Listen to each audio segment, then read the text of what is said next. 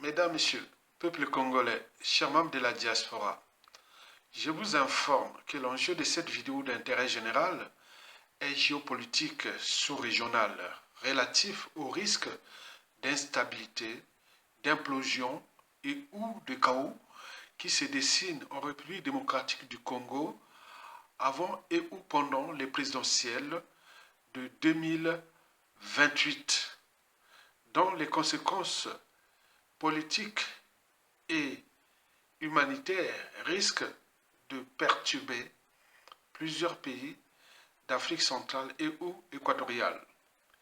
Écoutez ça et j'y reviens pour plus d'éclairage politique, géopolitique et géostratégique en 5 points importants. Explication. La tension qui est entre la RDC et le Rwanda à l'est du Congo amène d'autres acteurs dans cette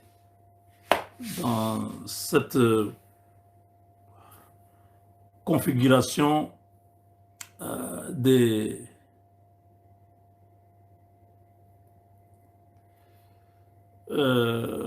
conflits,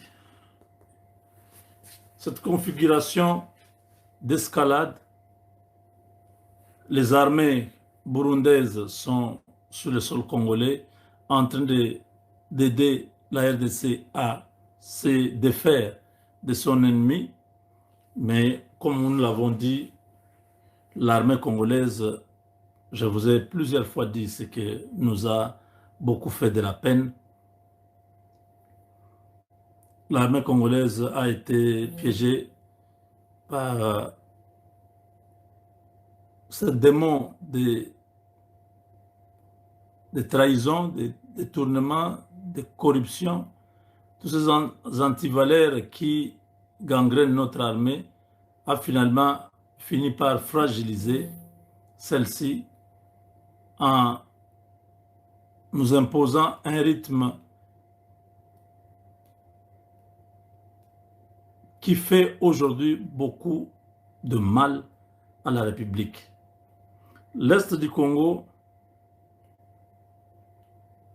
va devenir l'épicentre d'une instabilité sous-régionale si nous n'y tirons pas attention.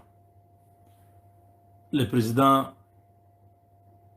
Ndayishimiye du Burundi avait déjà parlé en disant si rien n'est fait, si le monde continue à tergiverser, si on ne stoppe pas le Rwanda, ça va être catastrophique. Dans la région, vous aurez d'une part le Rwanda avec l'Ouganda et le Kenya, dans une certaine mesure, le Sud-Soudan. De l'autre côté, vous aurez la RDC, le Burundi, la Tanzanie, l'Angola, la Zambie, la Centrafrique.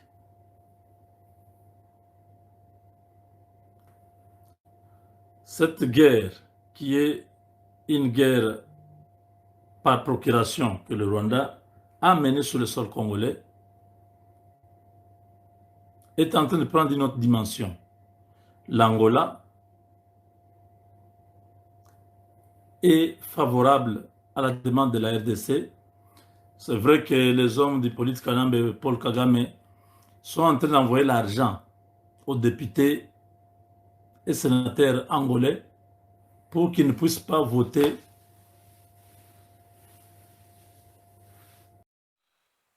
De ce qui précède, mesdames, messieurs, peuple congolais, chers membres de la diaspora, il faut retenir 5 points importants, susceptibles d'alerter, sensibiliser, conscientiser et responsabiliser les Congolais des deux rives du fleuve Congo du danger en cours.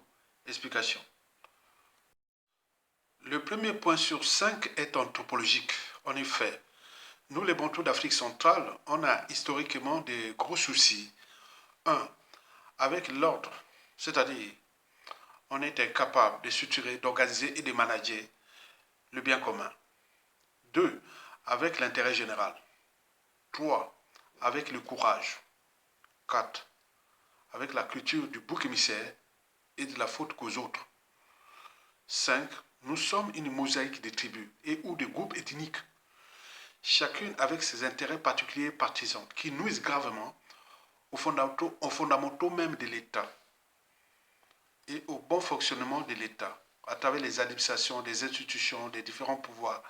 C'est du pain béni, c'est du caviar pour ceux qui exploitent ce riche pays. Toutefois, la problématique anthropologique ici posée porte à examiner des éclairages citoyennes, intellectuels et politiques susceptibles de former le Congolais capable de protéger et défendre l'État ou la nation sans appartenance. Tant qu'à faire. Le deuxième point sur 5 est celui des conflits d'intérêts qui sont supérieurs à l'unité de la nation ou du peuple.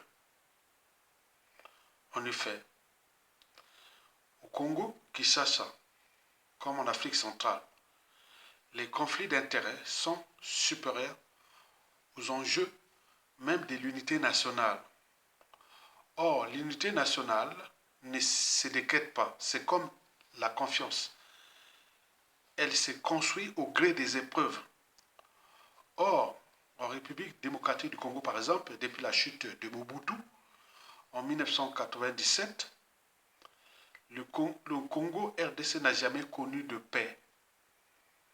Et pourquoi? Parce que les conflits d'intérêts sont supérieurs aux enjeux de l'unité nationale. Et c'est pour cela que depuis 1997, ce pays-là court le risque de chaos et ou d'explosion, c'est-à-dire de scission de ce pays. C'est grave, mais au cœur de ces problématiques, toujours des problématiques anthropologiques. Le troisième point sur 5 est géopolitique et ou géostratégique, relatif aux enjeux des puissances économiques et des multinationales étrangères qui exploitent la République démocratique du Congo, la vache à lait des minéraux stratégiques et ou des terres rares au monde. En effet, tant que les citoyens congolais et l'éventail de la classe intellectuelle, politique et militaire de la RDC ne prennent pas les responsabilités relatives au patriotisme, il est certain que le modèle économique de pillage systémique des minéraux et des terres rares de la RDC par procuration à travers le Rwanda et le sang des Congolais ne finira jamais, quel que soit le régime politique en RDC. Par conséquent, l'unité des Congolais et où le fédéralisme en République démocratique du Congo s'impose. Sinon, la faute n'a pas de chance. Je répète, l'enjeu de la paix en République démocratique du Congo, c'est l'unité des Congolais et ou le fédéralisme. Le quatrième point sur 5 est le contexte présidentiel en République démocratique du Congo d'ici à 2028. En effet, dans ce contexte, voici les 3 risques majeurs qui se préparent en République démocratique du Congo aujourd'hui. Vous le savez que le climat socio-politique est délétère en République démocratique du Congo en ce moment. Donc voici pour vous les 3 risques majeurs que vous pouvez constater d'ici la fin de l'année et tout au long de 2026, 2027 et jusqu'aux élections de 2028. Le premier risque majeur, c'est d'abord le statu quo. Le deuxième, c'est l'instabilité chronique. On regarde ce qui se passe dans l'est du pays. Et le troisième risque majeur, c'est le risque de coup d'État et ou d'insurrection. Je répète, risque de statu quo, et risque d'instabilité et risque de coup d'État et ou révolte. À suivre. Pas à Moulouba, c'est une question que je pose. Parce que les autres là, vous avez tendance à dire que non, ça va. Donc vous savez que quand vous laisserez ces Moulouba ici, avec tout ce qu'il peut faire, les gens vont comprendre qu'il va changer le pays. C'est ça votre problème. Mais malgré ce que vous avez fait là, les gens ont déjà compris que quand Moulouba n'est pas lingui, bakosaka biso na mboko yo, tokotaka Moulouba wana 32 ans wa to monano et c'est ni ya kosala. La constitution, prenez courage, on va la changer, c'est pas grave. Vous pouvez tout faire, dire tout, nous allons la changer. Vous avez fait la guerre, non? Vous êtes parti prendre les armes pour nous tuer. Vous n'avez pas pu. Vous pensez que c'est la constitution que vous allez pouvoir. Vous n'allez rien faire. Je sais que vous êtes incapables, vous êtes des incompétents. On va changer la constitution. Vous allez sauter et allez-y vous pendre, bon mais la paix, oh déjà bon mais la bokoufa. Vous êtes inutile, vous avez tué des Congolais inutilement. Pour votre égoïsme, avoir du pouvoir, parce qu'on a pris votre carré minier, parce qu'on a fait ceci, il faut tuer des Congolais. Papa, tozo comme na souka.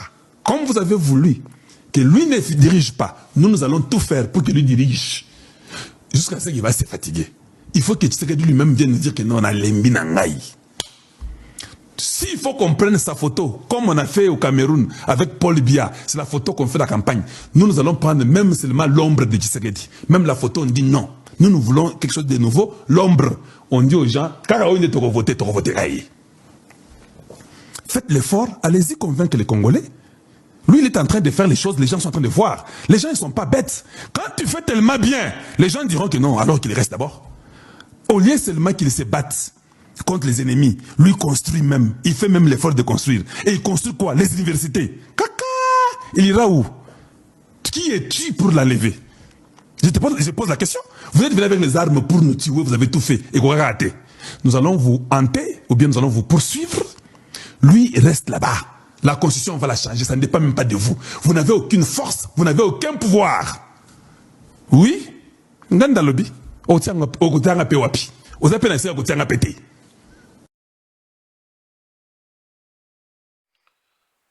De ce qui précède, mesdames, messieurs, peuple congolais, chers membres de la diaspora, je vous informe, je ne suis pas un prophète.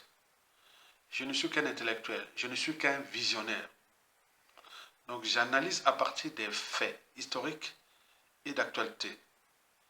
Et j'essaie un peu de projeter le climat sociopolitique de la RDC dans les premières, deuxième et troisième années à venir, c'est-à-dire d'ici à 2028-29.